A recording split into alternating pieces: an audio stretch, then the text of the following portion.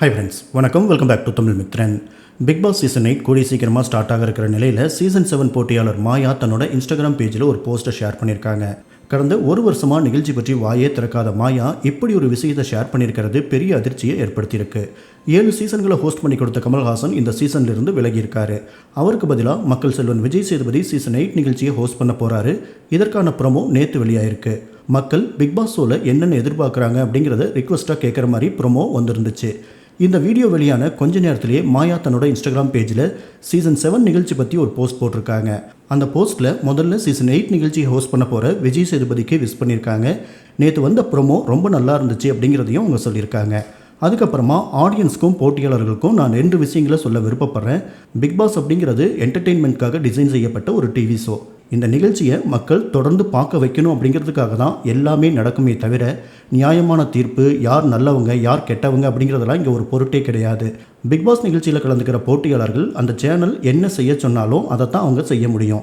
Big பாஸ்க்குள்ளே என்ன நடக்குது அப்படிங்கிறது பற்றி உங்களுக்கு தெரியாத நிறைய ரகசியங்கள் மற்றும் உண்மைகள் இருக்குது. அந்த உண்மைகள் எப்பயுமே வெளியே வராது, மறைஞ்சே தான் இருக்கும். தயவு செஞ்சு இந்த 8வது சீசன்லேருந்து ஆண் பெண் அப்படின்னு பாரபட்சம் இல்லாமல் எல்லாரையுமே சப்போர்ட் பண்ணுங்கள். வீட்டுக்குள்ளே இருக்கிறவங்க என்ன ட்ரெஸ் போடணும், என்ன பேசணும் அப்படின்னு அவங்களுக்கு நெருக்கடியெல்லாம் கொடுக்காதீங்க. ஒருத்தருக்கு கோபம் வர்றது ரொம்பவே இயல்பான விஷயம். கோவப்பட்டு சண்டை போடுறவங்கள கேரக்டர் சரியில்லை அப்படின்னு வெளியிருந்து சர்டிஃபிகேட் பண்ணாதீங்க. இந்த சீசனுக்கு போட்டியாளர்களாக தேர்ந்தெடுக்கப்பட்டிருக்கிற அத்தனை பேருக்கும் வாழ்த்துக்கள். வெளியே உங்களுக்கு எவ்வளோ வெறுப்பு இருக்குது அப்படிங்கிறத பற்றிலாம் யோசிக்காதீங்க. பிக் பாஸ் வீட்டுக்குள்ளே உங்களுக்கு எவ்வளோ பேர் நண்பர்களாக இருக்காங்க அப்படிங்கிறத மட்டும் பாருங்கள். சோசியல் மீடியா பொறுத்த வரைக்கும் எந்த ஆதாரமும் இல்லாமல் வதந்தியை பரப்ப தான் செய்வாங்க. அது உங்களுடைய கேரக்டரை தீர்மானிக்காது. அதனால் அதை பற்றிலாம் யோசிக்காமல் எந்த ட்ராமாவும் பண்ணாமல் நீங்களாக இருங்க. பிக் பாஸ் வீட்டுக்கு வெளியே உங்களுக்குன்னு ஆதரவாளர்களை உருவாக்கிட்டு வர்றது நல்ல விஷயம்தான்.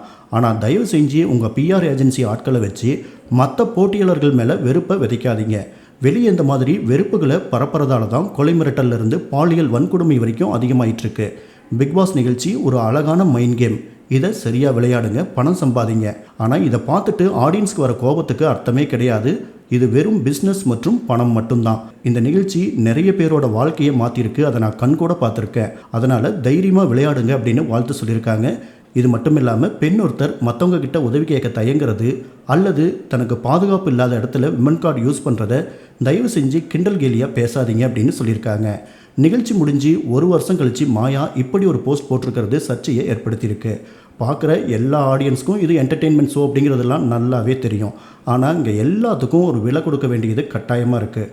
உள்ளே போகிற போட்டியாளர்கள் பிரபலமாகணும் அல்லது பணம் சம்பாதிக்கணும் அப்படிங்கிற ஒரே நோக்கத்தோடு தான் உள்ளே போகிறாங்க. அப்படி போகிறவங்க சோசியல் மீடியா தங்களை என்ன செய்யும் அப்படிங்கிறதெல்லாம் தெரிஞ்சு தான் உள்ளே போகிறாங்க. அதுக்கப்புறமா சோசியல் மீடியாவிலேருந்து வர ட்ரோல்ஸோ சப்போர்ட்டோ எது கிடைக்குதோ அதுதான் அவங்க கொடுக்குற விலை.